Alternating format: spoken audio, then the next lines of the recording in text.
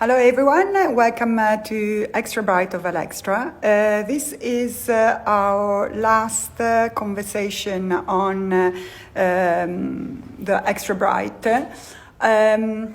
This is also, the idea of Extra Bright was really to put together our community and spread a little bit of optimism and a sense of unity of all of us in a moment so difficult. Italy was in lockdown from the 8th of March up to the 18th of May. So it's been now the first week that we are able to go out, obviously, with our masks. And since the 9th of April, I've had the luck of sharing with you quite a few conversations. In total were 14, so I take the opportunity to thank from Tom Dixon to Martino Gamper to Rudy Dordoni, JJ Martin, Lyndon from Neri and New, Patricia Orquola, Betty and G from the Collective from Hong Kong, Michael Anastasiades, Forma Fantasma, Team Blanks, Nina from Nina and Claire from Los Angeles, Fratelli Biagetti, so Laura and Alberto, Beth and Laura Wood. And today we have our last conversation of this chapter, and that's why I'm, just in this spirit.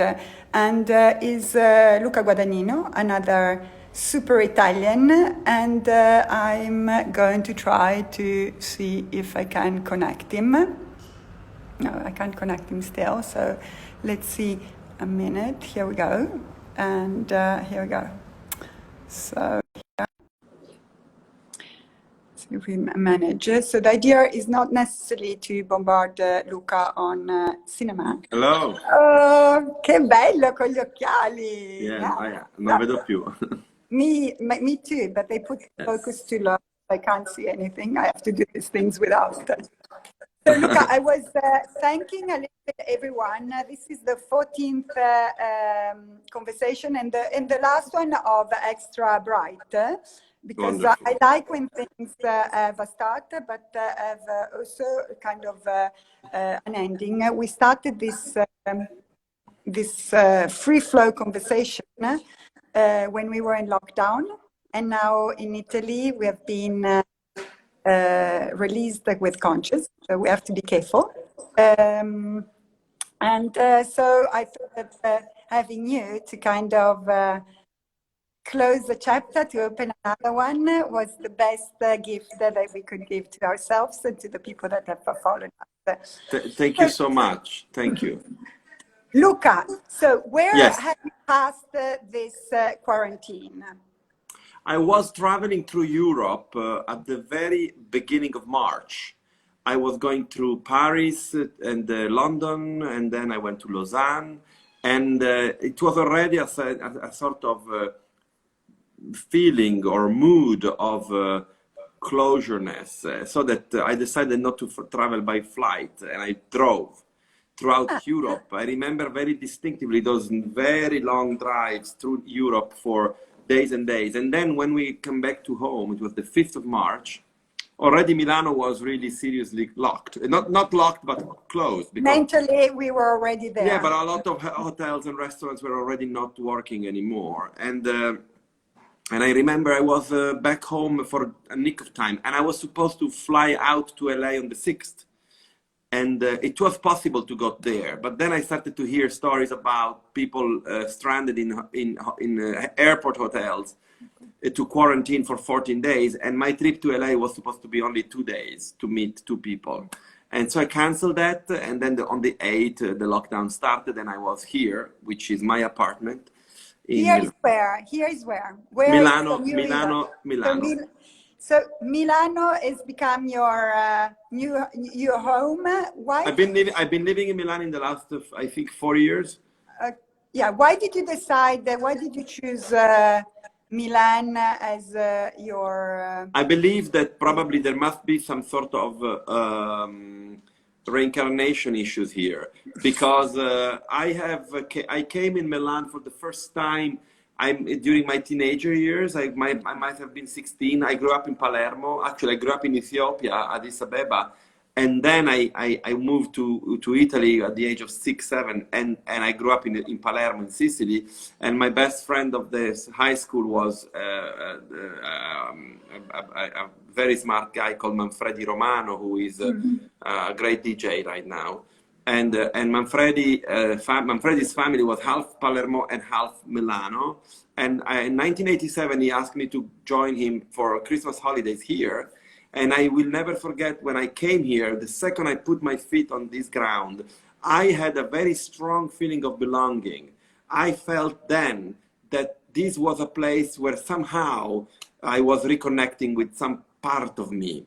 So that's why I'm saying reincarnation, because the feeling was so strong, and the sense of belonging to Milano till today is so strong to me that there has to be some sort of things, because my mother is Algerian, my father is from Agrigento, Canicattì. I grew up in Ethiopia. I am the deepest of the southerner, and yet for me, being in Milano means being home. I don't know. I always see you. Also, I can see an element of Milan in you.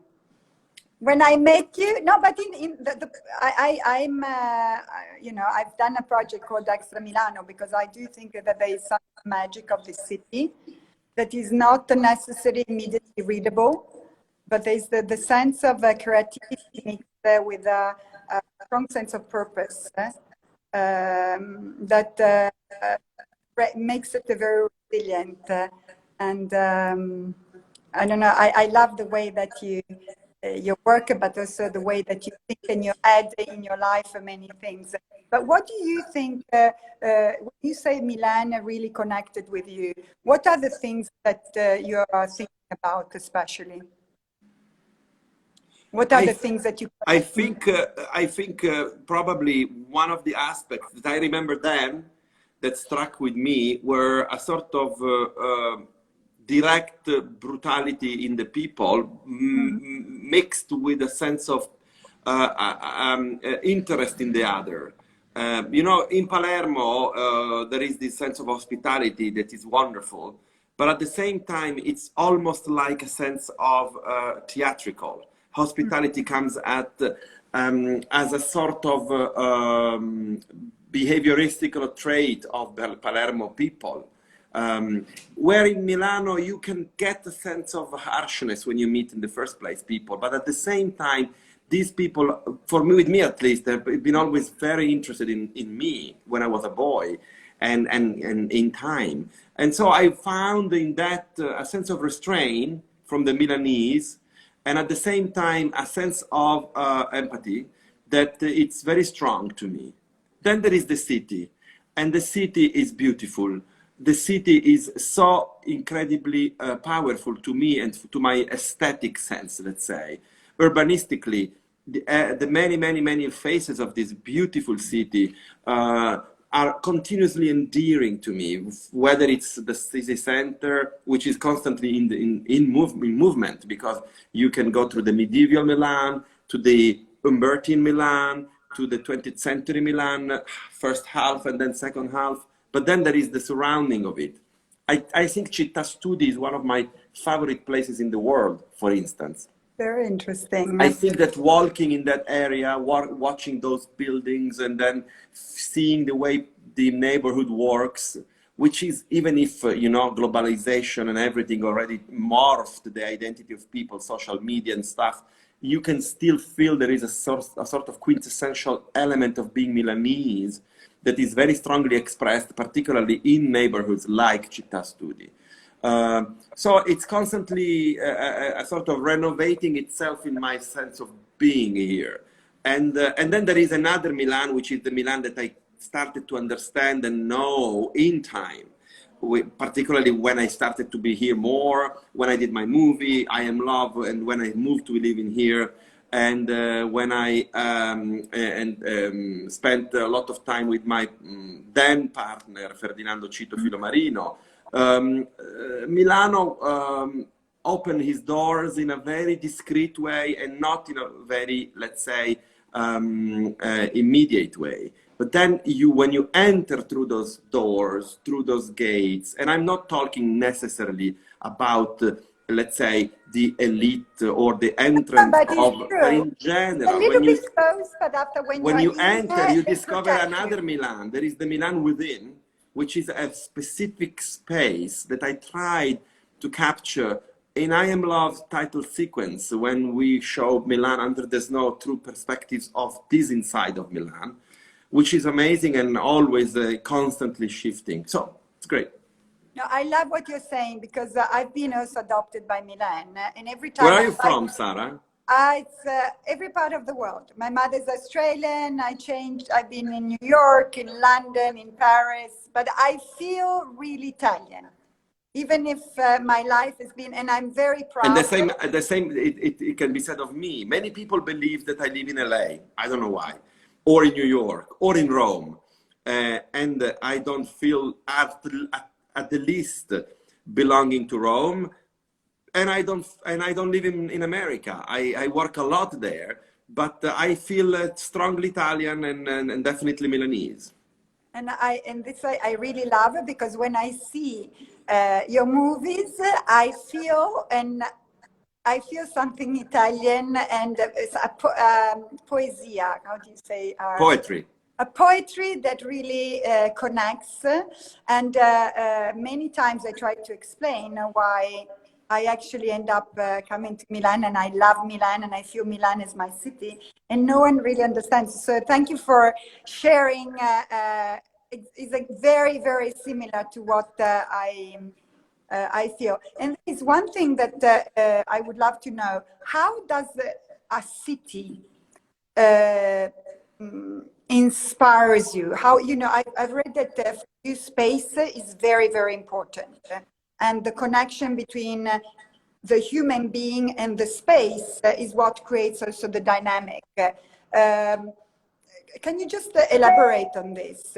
How the space is part of your I can make you a little example. Like I was creating with my wonderful team of architects that work in my studio, which shamefully is titled the Studio Luca Guadagnino, an interior design studio, on a project of a very, very important and dear to me project for a private residence. And we were trying to understand how to make a mantelpiece.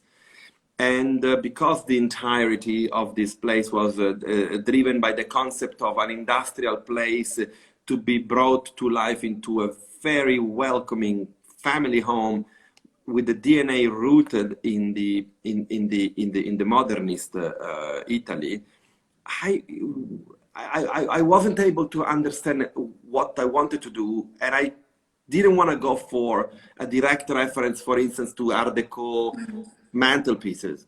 And I was walking in Milan, and I remember I spotted a building entryway, and there was a sort of marble entrance that it was pure architecture that I was completely immediately struck by, and I started to look at it and redraw it and picture it, and I brought these images to my architects, and we developed this mantelpiece from that, and that came from my observation of the city.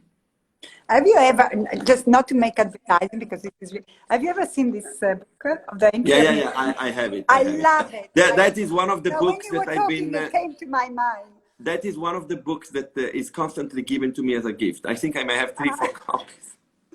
No, I bought it for myself because I really think it's beautiful, and it's that part that you don't see, and when you go in, who has educated eye, you see the sophistication of the details. But in the house, the work that you've been doing, and you worked also on Rome, and there's this sense of material and color. What is for you color? Like, how does color, I saw the use of yellow or green, also colors that are very particular, difficult to use often. Well, I believe color is, in the first place, a mistake. I think that approach to color, at least for me and for my team, it's always kind of through the pathway of too much or wrongdoing. Probably because I hope to retain within myself a little sense of wonderment and a little sense of, let's say, capacity of being a child. Colors extract to me in that way, which is non-intellectual, non-disciplined, non-technical. It's constantly and always an approach of wonderment.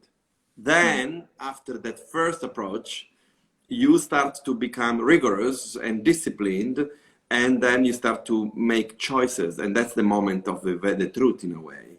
Clearly, the approach to color through the array of projects we made, from private residencies to retail, it's very different from place to place, and because we are in a way an eclectic studio, we are not, I don't like to impose a sense of aesthetic that is, let's say, that and that's it, and you buy what I want. I prefer to listen to the people I work with, the client, and understand that what the person in front of me, who I'm not totally comfortable calling a client, whether it's a person from that wants a home or it's Valextra who calls me to do their store. It's more about the relationship and the listening and understanding what the person in front of me, the company, the corporation, the private owner, really wants us to translate for them. And once you understand the psychology and the emotional ground of what they want, and of course the technical needs, whether when we come to retail, or the DNA of the brand, then it's much more an element of giving birth to those needs in a way that hopefully sounds and feels and is organic, is accomplished, is sophisticated, because I have no shame in saying that, and is lasting, and in which the eye can travel without being, let's say, interrupted constantly by a sign that tells you of the now, or even worse, of the just finished. Classic. I think of classic. My eye needs to travel through place and space so that that thing may stay there forever, hopefully. As we know, it doesn't work like that, but sometimes. Good project. Architecture and design does last, hopefully, a little bit longer than many other things, no? We're still enjoying beautiful things. I just saw the house you were talking about, and I saw these really strong colors in the different rooms. So I just wanted to understand the genesis and if there was a motivation. The owner of that house and his wife, they were really keen of having a very colorful place. Mm. And in fact, the center of the house is this elliptic three-story stairwell that we created, that is encased in wood. Wood. And then we created, with the beautiful Manufacture de Cogolin, a carpet that was a sort of rainbow carpet that changes slowly in, like, I think, I don't know, 25 shades of color from the top to the ground, almost imperceptibly. And that was, in a way, our childhood bombastic approach, but, you know, like a burst of color cased in one element, which was this elliptic thing and this wood. And then we grabbed little by little, one color for one room, another color for another room, so that everything could feel organic. But that speaks very strongly, I hope, for my wonderful friends who we did the house for. And sorry, someone asked what is the name of this book? So because it's called Entryways of Milan, and you can find it in fashion. It's a great gift, but also as a self gift, I think.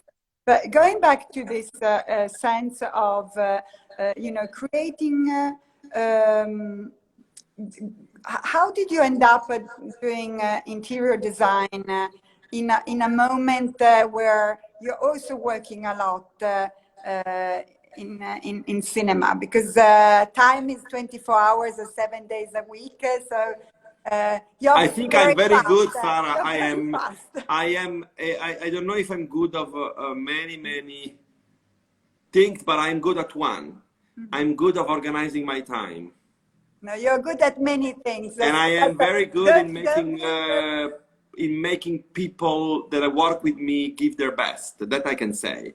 So I work with wonderful collaborators. I have really incredibly good, committed, talented collaborators who give so much, and without whom I wouldn't do nothing. And I love to work. It's beautiful for me, and I feel very lucky because anything I do, it's not even a work for me. I think I really rarely felt that in doing something I was actually working, and thus feeling kind of slightly oppressed by the idea of having to work. It's really, since I started, everything I do, I would have done anyway, even if for free, for instance. So, and it's because I feel lucky. I feel lucky that I can work with people I love. I meet people that I love, admire, and I'm able to put my hands on things, and I like the craftsmanship of things. So to do interior design, interior architecture, after having done for so many years movies as a director, as a screenwriter, as a producer, it felt natural to me because I always been drawn by the idea of a space, and I did my own houses. And then one day, a friend called me asking me if I was eager to help him for his house. And I said, if you feel like safe by giving me this task, I will say yes. And he said yes. And then one thing led to another. And sometimes things led to one to another without even planning it. I was in LA. I was at the infamous Chateau Marmont, prepping for a dinner out, and then a press conference during the Oscar season for Call Me By Your Name. And I received a little note in my bedroom, and it was written in a beautiful English, and it was a very inspiring note written by this gentleman called Dennis Papitis. And Dennis was telling me that he saw me in the garden, that he was an admirer of mine, and that he wanted to talk to me because he had the crazy idea of asking me to do a store for his brand Aesop. At the time, Dennis couldn't know that I was already doing that because the property I was doing on the Lake Como wasn't yet published. Very interesting. And so this was a coincidence. And I wrote back and I said, sure, whenever you want. I can see you now because I have half an hour before going to dinner. So we sat in the lobby of the hotel and we spoke at length. And then a few days later, when we were back in Europe, we met again. And then he asked me to do this store in Piazza San Lorenzo Lucina in Rome. And you know, like things come one after the other. Why he thought about you to do this if he didn't know that you were doing interior design? Because I think he knew very, very well my work, and he understood that I had a very strong sense of space, and that was important to me. I think what he was not completely aware of is that, first of all, I had already built my studio. I was working already then with like 5 architects. And then secondly, that I kind of had made myself very disciplined in distinguish the work of a space for cinema from the work for architectural space. Because, you know, there is an ambiguity in which people think, you know, he knows how to manage a production design, and so he knows how to decorate, and maybe he can decorate. And that's exactly the opposite of what we do and what we want to do. Can you elaborate on that? Why is different? Why the space that you build for a set or for a scene? When you build a space for a movie or theater, you are creating the idea of something that has to communicate the storyline you want to tell in the bidimensional. And also production design deals with the illusion. And the perspective is all through the perspective of the camera, the lens. When you enter a space, no matter what the space, you are dealing with the perspective of the physical place and the position of the person in the place. And you are dealing with the physical place as something that is actually existing and that impacts and interacts your life, your functions in that place, in that moment.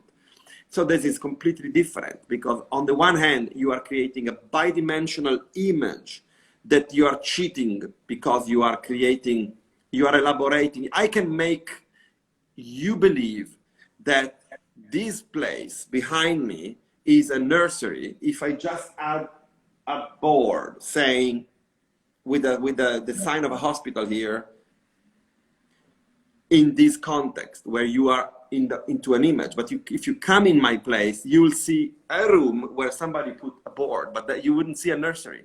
It's completely different. I will not be. I can create a Valextra store for a movie, probably by putting an element of decor and a bag and your logo, and that can be done with the production designer in great efficiency. But that's not like stepping into your Viale Montoni store, where you can leave the space and actually change your experience in that moment by the way in which that space is going toward you and you are going toward the space. It's a completely different thing. It's a completely different position. And this is very, so I want to, because you're basically saying, you know, in one sense, you're creating something for the moment, for the movie. On the other one, you have to create a space that has to live and resist over time. Also, that's very important. So, yeah. And so what, and also, I don't believe in decoration. I actually detest the concept of decoration. I think it's for the poor of spirits, and despite we are using wonderfully, Instagram is for Instagram, and I am a little bit like blasé, or probably bored by this idea that an image, a pretty image is valuable. Too many pretty images. Good. So Instagram is not giving us anything very glam. It's very natural. We can't go more unglam than that. But so talking about the space, the real space, what are the elements of your house? What for you is important to be a place where you live nicely and you feel good? I am a soldier. I am like a you know, I am in the trenches every day of my life. So I make my, I'm someone who wants to be very comfortable, but I can be comfortable, for instance, if I put 2 apple boxes, one beside the other, and I then be like that on set, you know, like it. But it's important for you, your home and the look of your home. How, because now we've been in quarantine for, you know, from the 8th of March to the 18th. Didn't you feel like you needed to have a sort of extension of yourself in your home? Not really? I was tempted, and I'm still tempted of making a wonderful home for myself. But at the same time, because I said I am a sort of soldier, I like practicality, and I think that, you know, like things are in constant shift, and so like an undecorated space, it's something that I'm also very interested in. This moment, I live in a place that I have not even repainted, and there is nothing on the walls. It's just white walls, and I have amassed a number of items that I collected through time in order to be able to eat at a table, and stand in front of a lamp. It's really like that.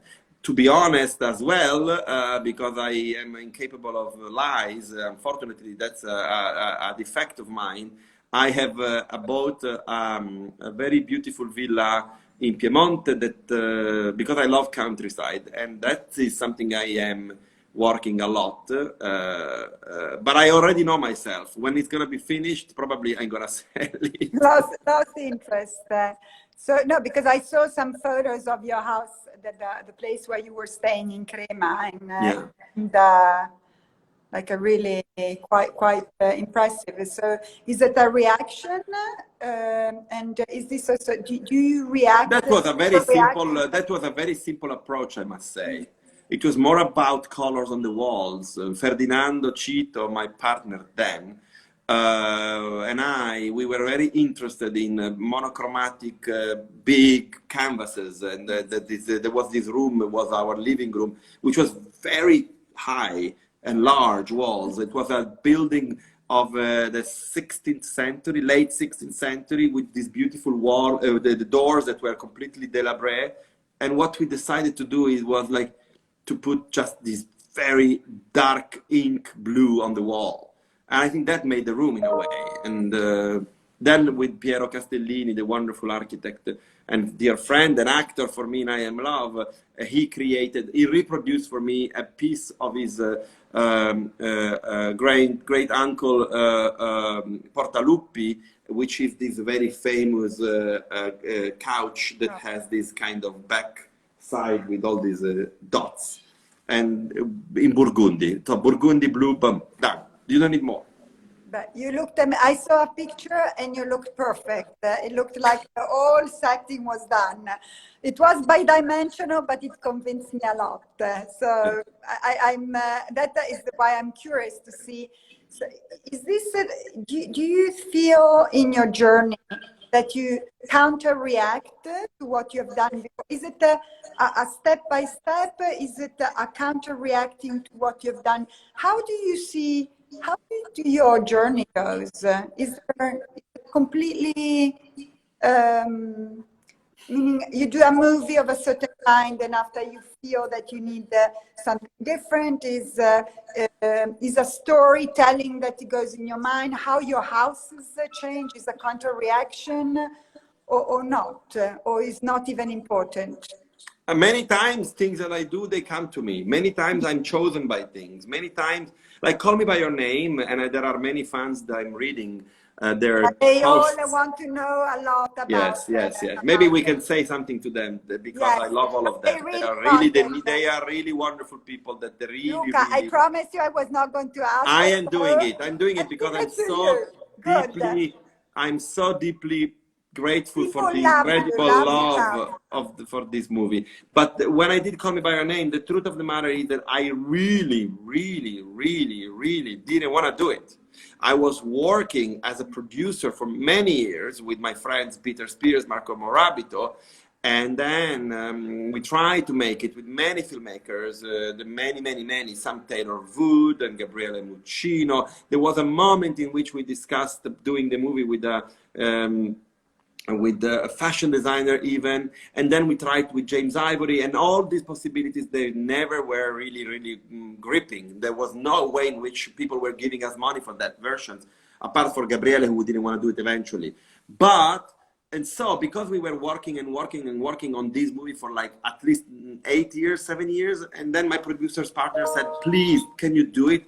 And they were asking me every 6 months, and I was saying no, because I didn't want to do a movie about people lounging on a pool and this kind of blasé world, because people think that I am like that, and I'm not. So I was resisting that, and at the time I was really wanting to do a tough, muscular action movie, which still is what I want to do, and eventually, of course, and eventually. I said, okay, I'll do the movie, because in 2016, I already was preparing to shoot in the second half of the year, Suspiria. So I said, I'll do it only if you bring me the money to do it in the same semester in which I'm going to shoot Suspiria.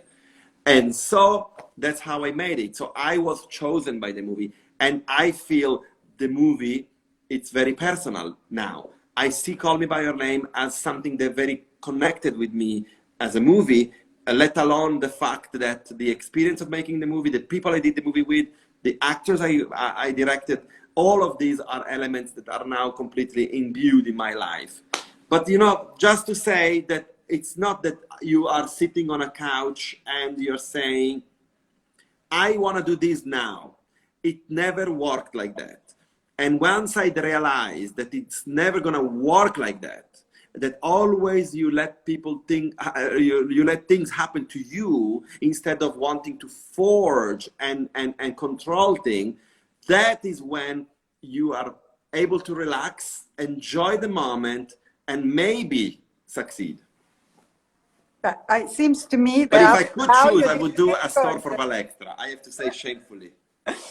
No, let's get this liquidity. I can't wait. I would love to have a three-dimensional, B-dimensional. You can do whatever you want. I would do anything, but I would do it because people they don't know, but I am a big fan of Valextra. I remember I was shooting a short film with Agnes Dean for a chain of luxury hotels, and for me, because it was a storyline, it wasn't like fashion, it was like a story, and there was this woman that was going through places and spaces, and for me it was imperative that this woman, this mysterious blonde a la Hitchcock, should travel the world of these hotels with a beautiful bag in her hand, and that was a Valextra that I chose.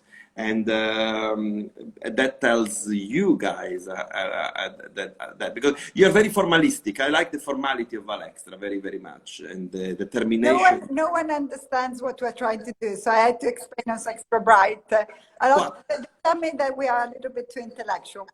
We try our best. First of all, there is nothing wrong in being intellectual. What is wrong is to being intellectualist, but intellectual is great, and you have the substance of your ideas and the power of your craftsmanship. It's fantastic. But you bring that out, so I'm going to deal on this. Someone just said that they watched Cuoco Contadino, and I appreciate that because that's a movie that I love very much. So thank you. Vedi, ma c'è un sacco di gente. Guarda che I love the comments, and one day I'm going to be much better and be much more interactive. But what do you think? What are the things that for you define Valextra, and why, you know, when you were thinking about this woman, elegant and mysterious, you thought about Valextra?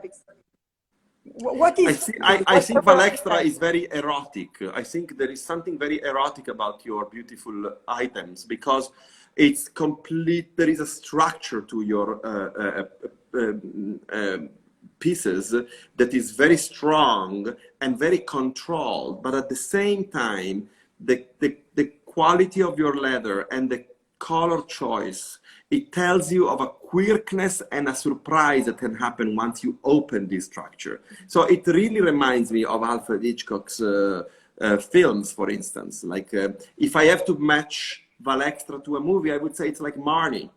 And I like the sort of eroticism and slight perversion that comes with Valextra. It's very beautiful. And when I see a lady having one of your beautiful bags, I see in that woman some sort of awareness of herself that sometimes you don't see when they are carrying a famous brand bag.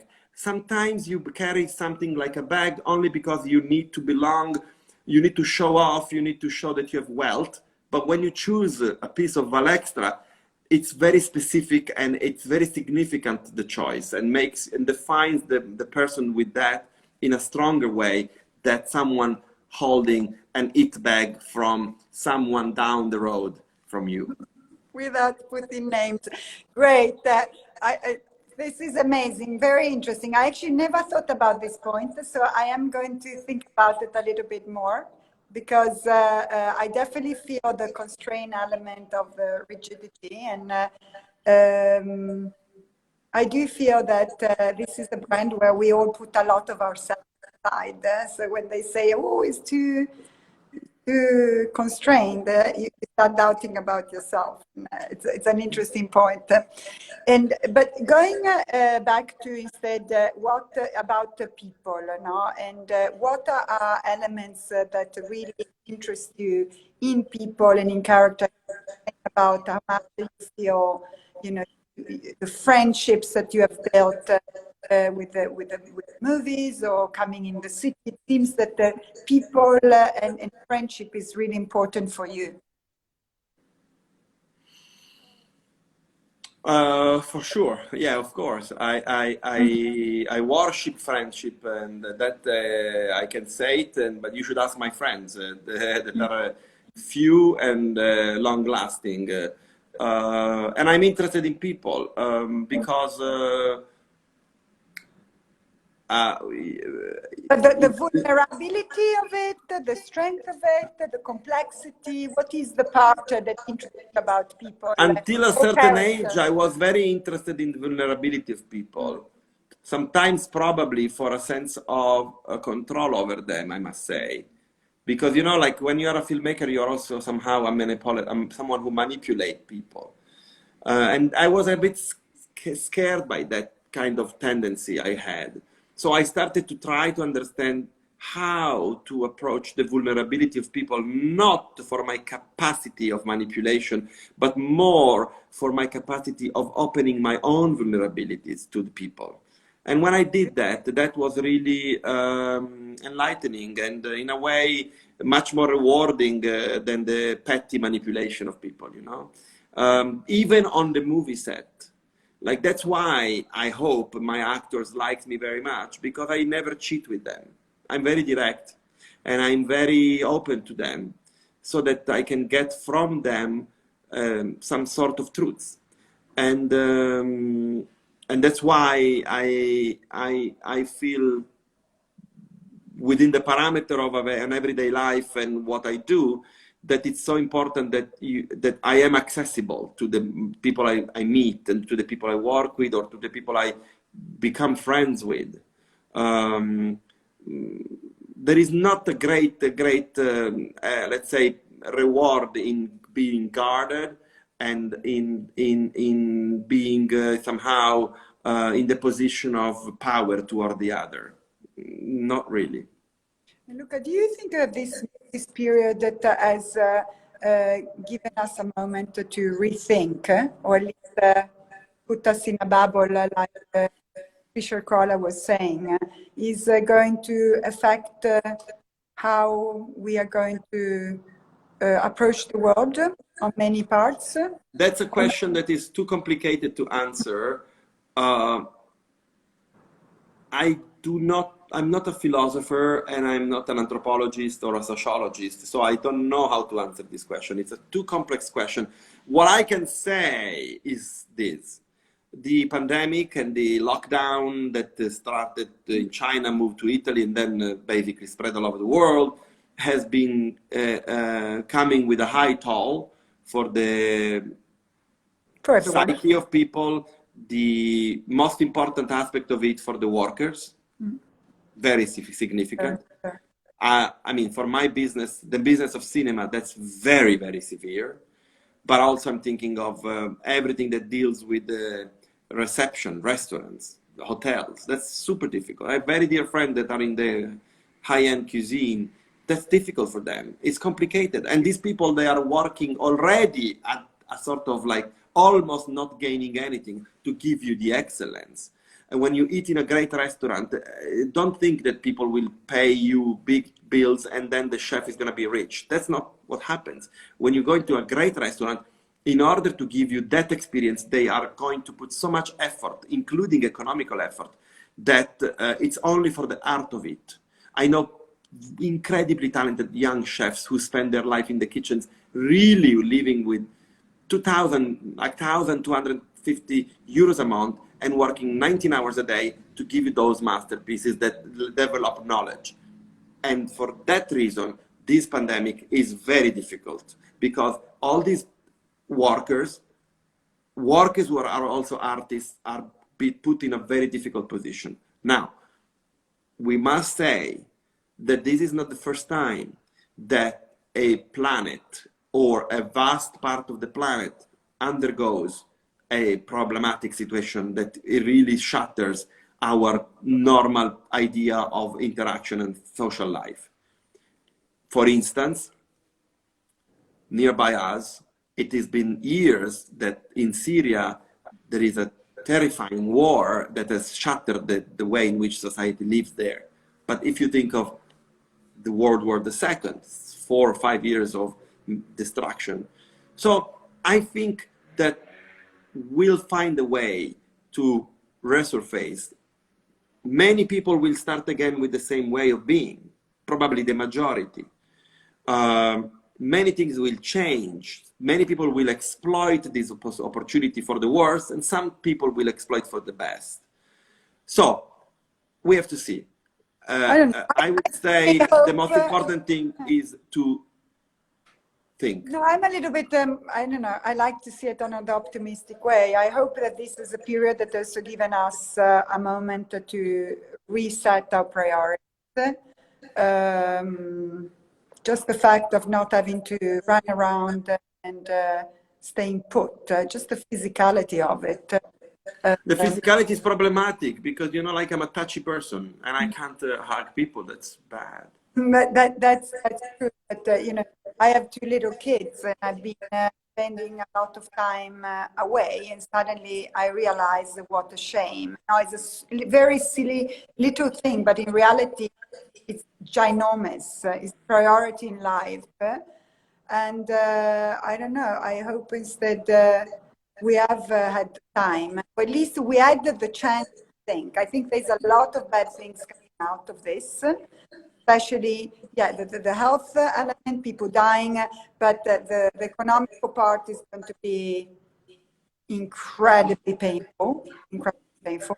But I hope that we are coming out with some meaning, and I hope the artists and the creative people are going to also help with this this consideration become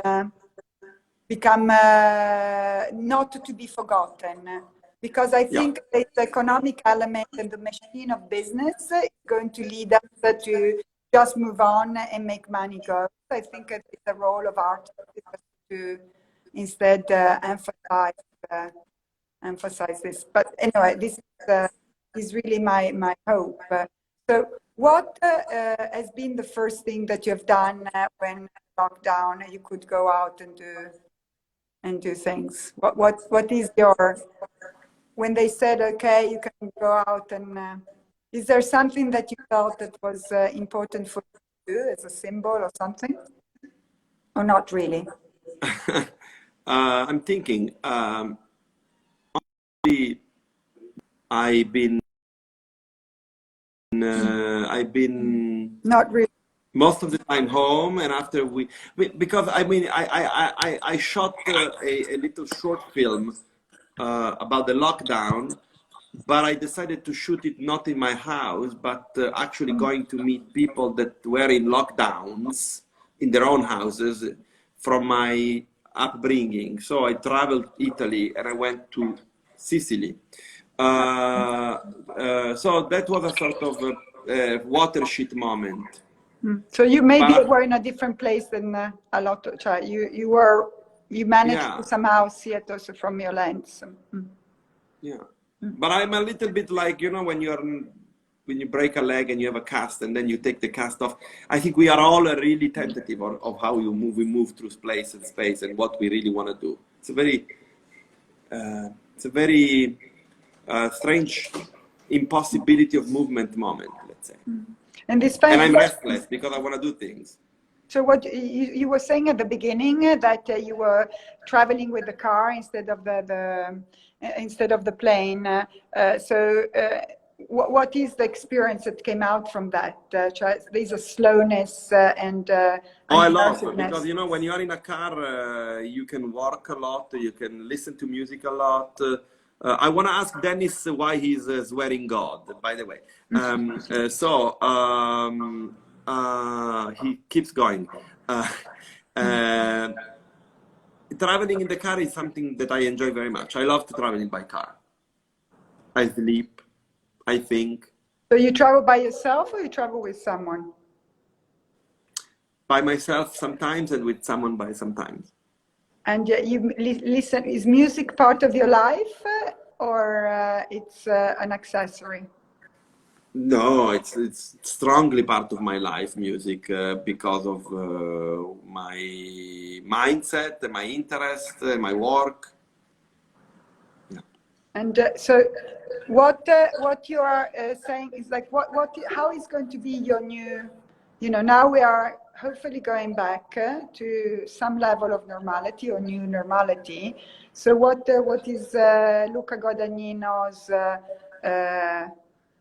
agenda? Is it full? Is it there's something changed, or you're back to normal? Well, I am finishing my HBO show and Sky Atlantic Italy show called We Are Who We Are. That will be on air in Italy in October. I have to finish it. I have to finish the sound. I've been working on it constantly throughout the lockdown anyway. I'm working on different projects that are cinema related and different projects that are interior architecture related. So I think that we never stopped and now we can actually do things. So you go back, it's just opening again and running behind what everything happens. Yeah. Okay, so I wanted to finish this saying what is a project that you would like to work on and you have never worked. What is something that you really have in mind that you would like to do? You said you don't think about it, but things come to you. But I'm sure that you have a dream in your cassetto, in your locker. Well, who knows me knows that I'd love to make a version of Thomas Mann de Buddenbrock as a movie. And that's one thing. And the other thing is that I'd like to make that thing that honestly, the thing that gives me more happiness and really fulfillment in the process, because I don't know to make movies. I do movies, but I don't like to be on set, for instance. But when I am on a construction site, that gives me so much strength and enjoyment that probably the wish I have to wish for myself is to do more of that, more and more. Okay, so I keep on that, and I hope that we will be able to do a store together. Oh my God! Maybe Whenever. A bag together, because this thing about erotic, I find that super interesting, and I like this 360 degrees. I wish you a lot of luck for everything, and I thank you for saying esattamente. In bocca al lupo e grazie per essere stato qua, perché veramente it's a very important moment for all of us.